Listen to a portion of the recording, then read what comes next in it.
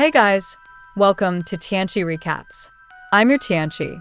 Today we're diving into a gripping crime thriller from 2025 called Revelations. Get ready for a story full of twists and suspense. The screen opens into a rain-soaked street. A small girl walks alone with an umbrella, fearfully looking back. A strange man follows her, unaware that police officer Jiho is tailing him. She rushes into a church seeking refuge. The man follows inside, and Jiho waits outside. As the girl prays, the man lingers. When she rises to leave, he moves too, but Pastor Juniel intercepts him. Juniel asks his details to join his as a member of the church, but the man only says his name, Yang Rei. Before Juniel can question further, his phone buzzes. A photo of his wife in an affair. His face remains composed, but something shifts within him. Stepping out, he returns with a quiet gesture, offering Yang Rei a pair of shoes. That's when he notices the blinking tracker on Yang Rei's ankle, a parolee criminal. Yet Juniel says nothing, only welcoming him to return anytime. Outside, his wife waits, but neither speaks of the affair. Their eyes catch a banner of a grand new church under construction. His wife quietly reminds him of the chance he has. If he speaks to the committee, he could be assigned as the pastor of the new church. Encouraged by her words, he sets up a meeting. He meets the church committee head, thinking of head will assign him, but he asks Juniel to choose another pastor. Hurt but silent, he agrees and leaves. That night, as he prays in the empty church, his phone rings. His wife is in panic. Juniel had forgotten to pick up their daughter from school. Now someone has taken her. She is missing. Juniel's mind races as he recalls the unsettling moment at the church. Yang Rei had been staring at his daughter's photo. Panic surges through him as he remembers the device on Yang Rei's leg. Desperate for answers, he digs into Yang Rei's past, and what he discovers leaves him frozen in terror. Yang Rei is not just a criminal, he is a ruthless rapist who preyed on young girls. Meanwhile, Jiho appears increasingly unwell, her expression tense and distant. When she finally meets her father, the truth behind her relentless pursuit of Yang Rei is revealed. Years ago, her sister was kidnapped and murdered by the same man. The memory haunts her, tormenting her mind, leaving her psychologically scarred and dependent on medication to keep her emotions in check. Determined to save his daughter, Juniel manages to track down Yang Rei's house. His blood runs cold at the sight before him.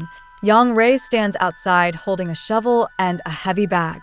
A chilling thought floods his mind. What if his daughter is inside that bag? Hands trembling, he dials the police, but before he can explain, his phone battery dies, leaving him in helpless silence. With no choice, Juniel follows Yang Rei from a distance. But Yang Rei quickly senses he is being watched. He stops in his tracks and turns to Juniel with an unnerving calm, telling him to go home. Juniel rushes to Yang Rei's car, desperately searching for his daughter, but she is nowhere to be found. His heart sinks as he notices the parole device is gone. Yang Rei has removed it and disappeared without a trace. Juniel and Yang Rei engage in a fierce struggle, their fight growing more intense with every blow. In the heat of the moment, Juniel, driven by fear and desperation, pushes Yang Rei. Losing his footing, Yang Rei stumbles backwards, slipping over the edge. His body crashes down the rocky slope, his head striking hard against the jagged ground. The impact is fatal. Yang Rei lies motionless and dead. Juniel stood frozen, his hands trembling with the weight of what he had done. Panic gripped him as reality sank in. He had just killed a man. Suddenly, his phone buzzed in his pocket. His wife's frantic voice told him their daughter was safe, that she had gone to her friend's house when he failed to pick her up. The words sent a violent shudder through him. His daughter was never in danger. He had killed for nothing. A wave of nausea rolled over him as guilt wrapped around his chest like a vice. He was a pastor, now a murderer. A flash of lightning tore across the sky, illuminating the mountain. In that brief moment, Juniel's breath hitched as he saw it, the face of Jesus appearing within the rocky landscape. The guilt did not fade, but something inside him shifted. Was this divine intervention? Had God led him here to rid the world of this evil? Convincing himself it was fate, Juniel turned away from Yang Rei's lifeless body and disappeared into the storm. At the same time, Jiho walked into the police station for the first time in years. Since her sister's brutal murder, she had struggled with the demons in her mind, but now she was back. Just as she settled in, an emergency meeting was called.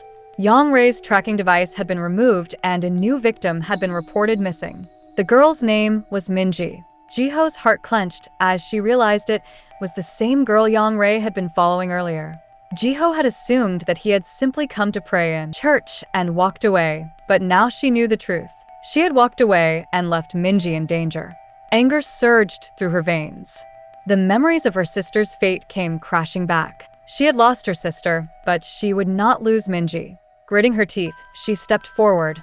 "I'm taking this case." Jiho, unaware that Yang Rei is dead, launches a desperate search.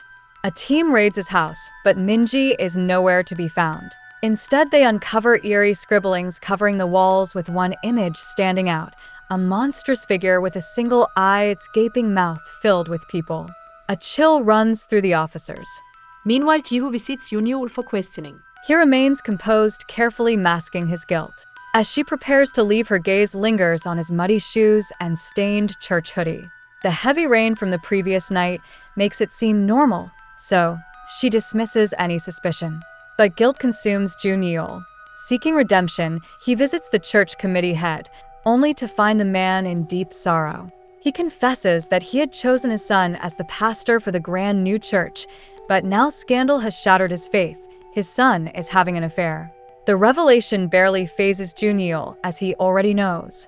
It is his wife. Before Junior can react, the head makes a shocking decision. He appoints Junior as the new pastor. Stunned, Junior turns, and his eyes catch an image of Jesus formed within the leaf decorations nearby. His breath stills. This is no coincidence.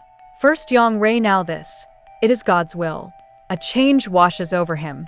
The guilt fades, replaced by conviction, as he thinks he is no longer just a man. He is the one chosen by God.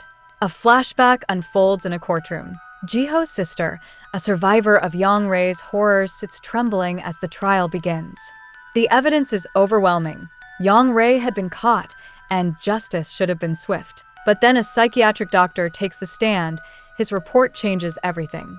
He claims Yang Rei was a victim himself. Beaten relentlessly by his father, suffering severe skull trauma, his mind is broken. He isn't a criminal, but a patient. He doesn't need punishment, he needs treatment. The court listens. Instead of sentencing him, they send him for rehabilitation. Years later, Yang Rei is declared cured and released soon after Minji disappears. Back in the present, Jiho's team, still searching for Minji, investigates Doctor, who once defended Yang Rei. But when questioned, he appears baffled. Yang Rei had been released only after being deemed fully recovered. This wasn't supposed to happen. Later, Jiho encounters the doctor on the street. Fury erupts within her. This man's flawed report let a predator walk free. Because of him, her sister was never truly seen as a victim. Instead of condemning Yang Rei, the public pitied him. They spoke of his suffering, his tragic past, while ignoring the nightmare Jiho's sister endured for a week.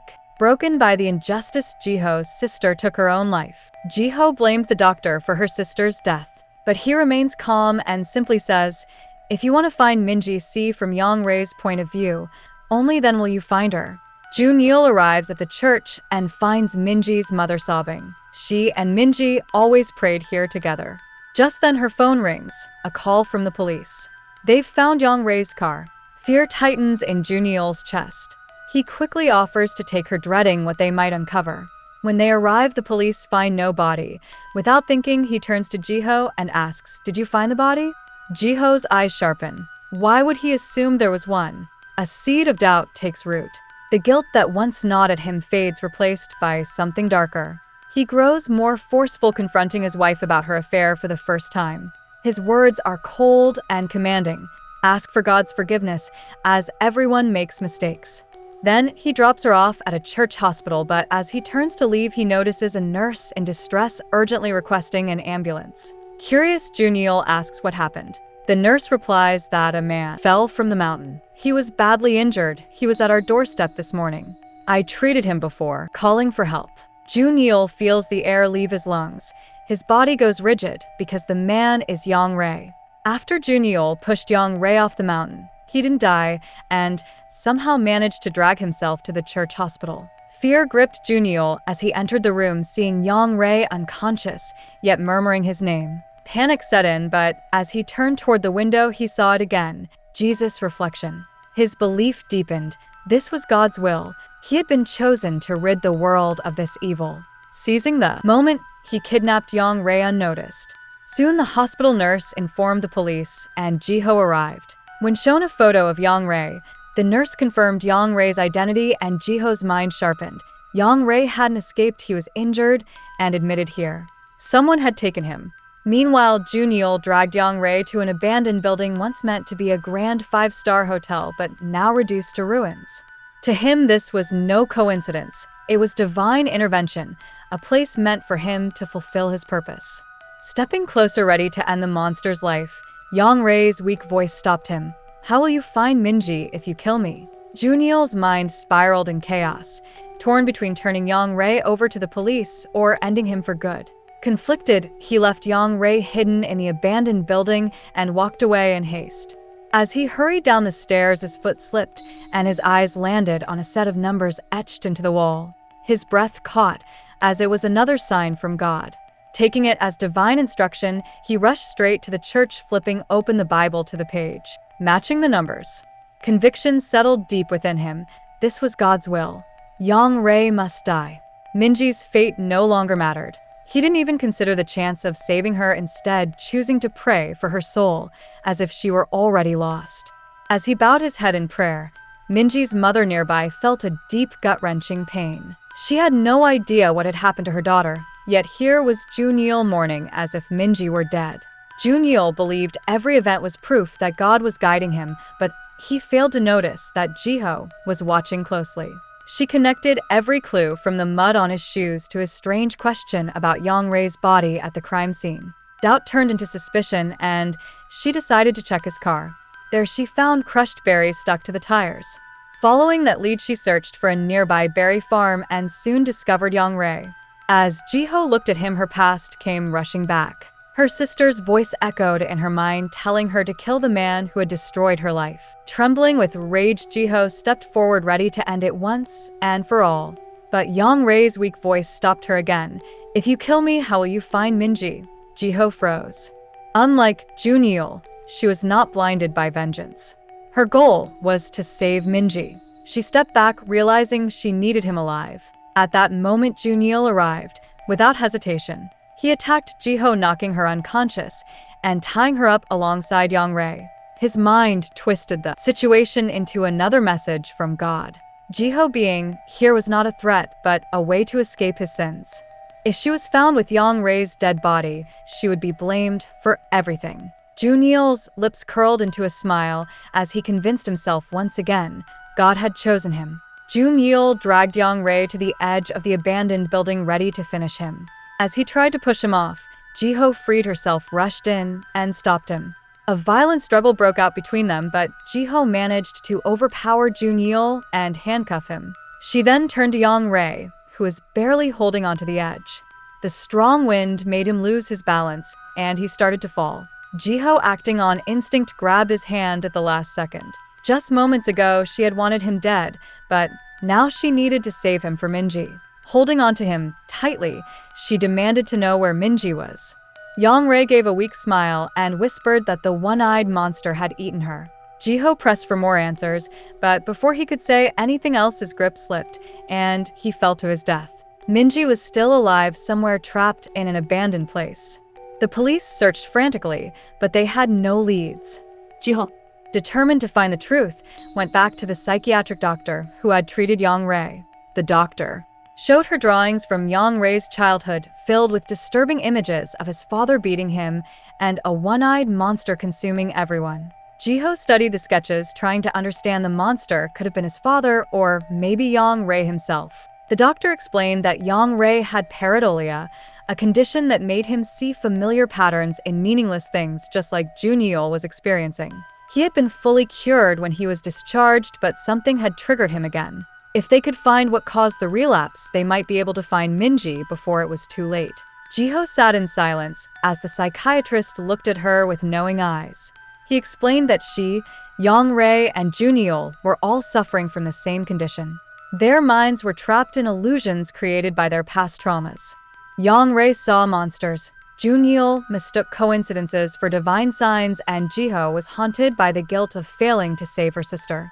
The doctor told her that if she could free herself from this guilt, her mind would clear and finding Minji would become easier. With those words, he left, leaving Jiho deep in thought. Elsewhere, Minji remained trapped in the abandoned building, unaware that demolition had already begun. Dust and debris rained down as she struggled, hoping someone would come for her before it was too late. Jiho, desperate to find Minji before history repeated itself, scrolled through her phone looking for clues. Her eyes landed on a message from her father. He was working on a house renovation and mentioned that the house had a single window on top. A jolt of realization struck Jiho. She quickly went through the childhood drawings of Yang Rei. In every sketch, there was a house with a single window at the top resembling a single eye. Everything connected in her mind. This house design had triggered Yang Rei's pareidolia. After his release from the psychiatric hospital, he had started working at a construction site. There he had seen a building with the same design, and that was when everything started. Then another terrifying realization hit Jiho. She and her sister also lived in a house with the same single window design. The connection was too strong to ignore. This was the key to find Minji.